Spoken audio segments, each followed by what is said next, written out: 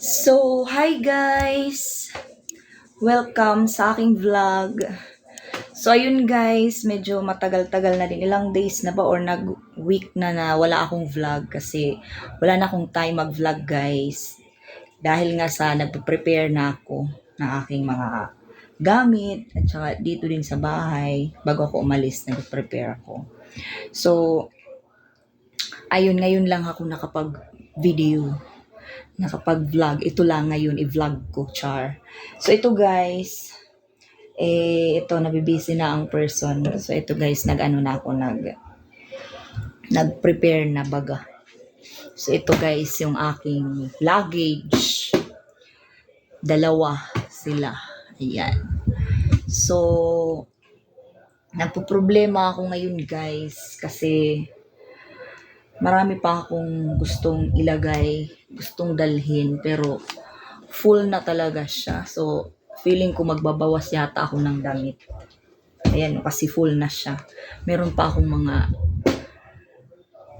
kailangan dalhin. So, ayun. So, meron naman akong isang luggage bag, pero napakalaki niya. Yung ko kasi, yung binayaran ko is 30 kilos lang. So, ayan, itong dalawa. Ito dapat ay carry on ko na lang kasi may 7 kilos naman na free. Pero feeling ko 30 lang siguro tong dalawang to. So siguro i-check-in ko na din tong isa. So syempre guys, aside from that, syempre bumili ako ng aking babaunin.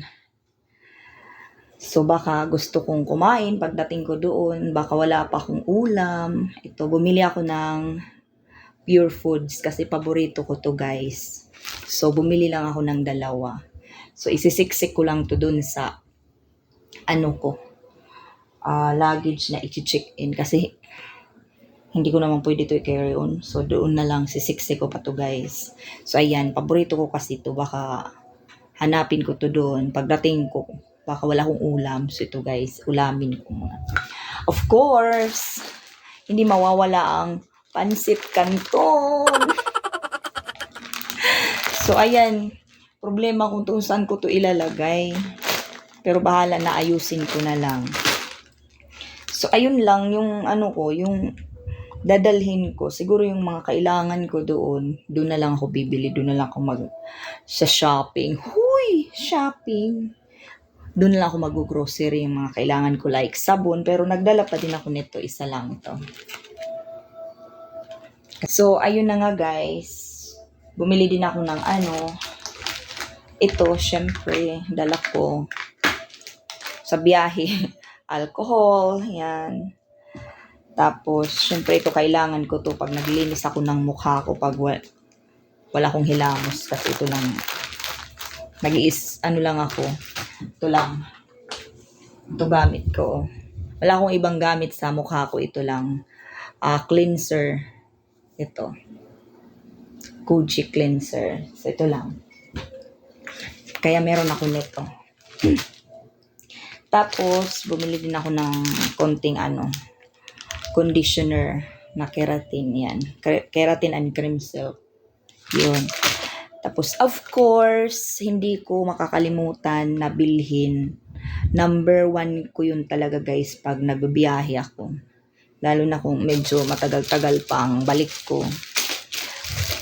Yun ay gamot, guys. Yan. Dala ko yan. Ito ay Newsip. Kasi masyado na akong sensitibo ngayon siguro nga dahil sa edad. Huy! Matanda na siguro. Char. So, madali akong sipunin. So, nagdala ako ng Newsip. Tapos, Biogesic. Kasi syempre, pag nagkasakit tayo, walang tutulong. So, kailangan natin ng sariling gamot. Diba? Pero ang pinaka-importante sa akin talaga guys, pag nagta-travel ako na hindi talaga mawala-wala, ito. Alam niyo kung ano to? Diatabs. Kasi pag hindi nagustuhan ng tiyan ko yung pagkain, nag-aalburuto talaga yung tiyan ko. So ito, pag nagta-travel ako, meron talaga akong diatabs palagi. Hindi talaga ito mawawala. So, ayun guys, ito pa siya.